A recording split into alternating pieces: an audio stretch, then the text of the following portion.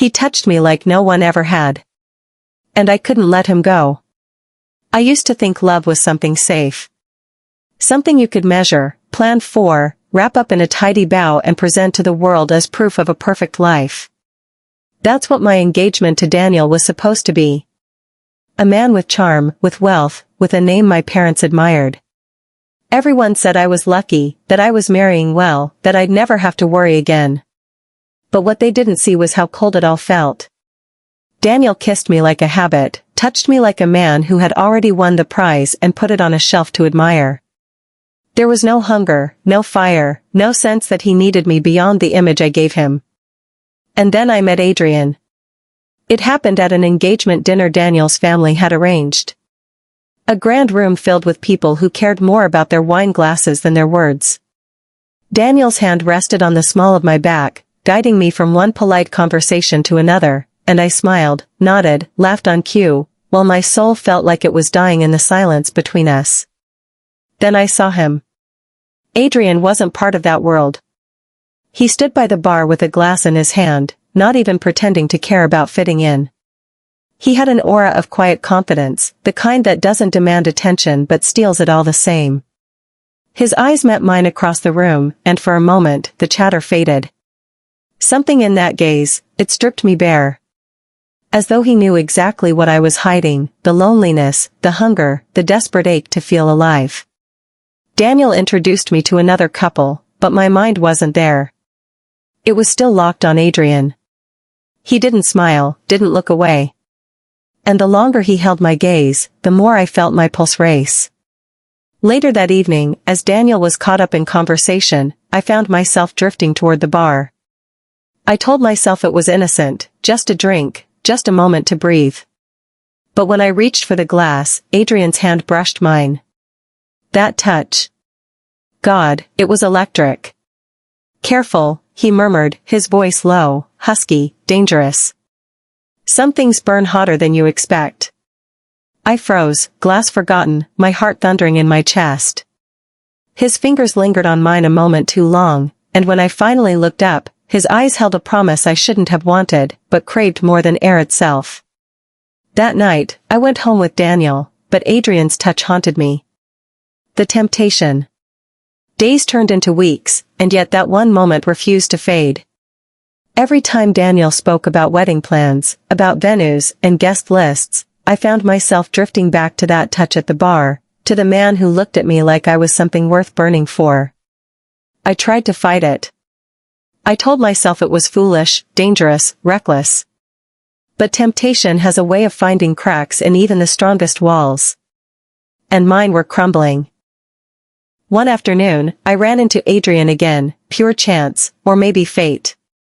I was leaving a cafe when he stepped in my path, tall, broad-shouldered, his eyes just as piercing as I remembered. "You look like someone who needs saving," he said simply. I should have laughed, brushed past him, reminded him I was engaged. Instead, my breath caught, and I whispered, "Maybe I do." We ended up inside the cafe, sitting in a quiet corner. The conversation flowed too easily, like we'd known each other forever. He made me laugh, really laugh, not the polite, rehearsed laugh Daniel always seemed to draw from me. And beneath the laughter, there was tension, thick and undeniable. Every time his hand brushed mine across the table, sparks shot through me.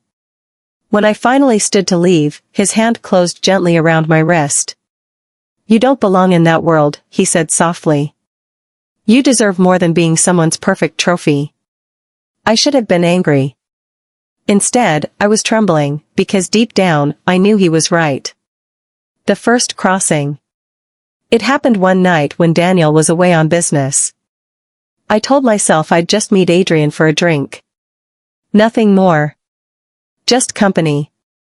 But the moment I saw him, waiting for me outside the dimly lit bar, I knew I was lying to myself. We didn't even make it through a full drink. The pull between us was too strong. His hand brushed my thigh beneath the table, and I gasped, my body betraying me. He leaned closer, his breath warm against my ear. "Tell me to stop," he whispered. But I didn't. Instead, I followed him out of the bar, down a quiet street, until he pressed me gently against the brick wall. His lips met mine, and the world exploded. It wasn't like Daniel's kisses, polite, controlled, practiced.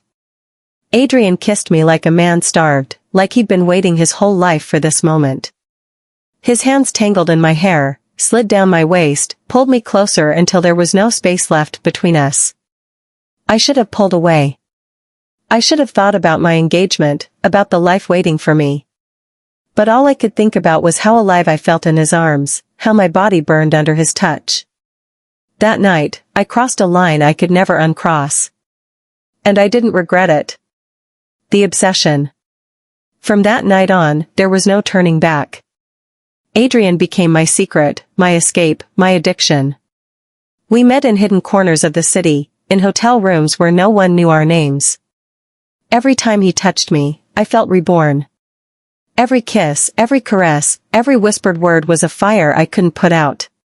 He made me feel wanted in ways Daniel never could. Not just desired, but seen. He learned the curves of my body like a map, explored me with both tenderness and hunger, and every time I thought I couldn't want him more, he proved me wrong. But with every meeting came guilt. The lies grew heavier. Daniel spoke of invitations and flowers, while I was sneaking away to feel another man's hands on my skin. I told myself I could stop, that I could end it before it went too far. But the truth was, I didn't want to stop. Because Adrian wasn't just passion. He was freedom. The breaking point. One night, after Daniel had finalized yet another wedding detail, I sat alone in my room, staring at my reflection. The woman in the mirror looked perfect, polished, ready to step into the life everyone expected of her. But inside, I was screaming. I thought about Adrian, the way his touch lingered long after he was gone, the way his voice made my pulse race, the way he kissed me like he couldn't bear to let me go. And I knew. I couldn't marry Daniel. I couldn't live a life built on appearances while my heart belonged to someone else. The next day, I ended the engagement. Daniel was furious, shocked, betrayed. But I didn't care. For the first time, I wasn't living for anyone else. The ending, a new beginning. I went to Adrian that night, my heart pounding, unsure of what he would say. Would he want me, truly want me, beyond the stolen moments and secret nights? He looked at me, searching my eyes, and when I whispered, I left him. I left everything. He pulled me into his arms. You were never his, he murmured. You've always been mine. And as his lips found mine, as his hands claimed me with both tenderness and fire, I knew I had made the right choice. For the first time, I wasn't someone's trophy, someone's duty, someone's perfect picture. I was a woman in love. A woman alive. And in Adrian's arms, I had found everything I'd been searching for.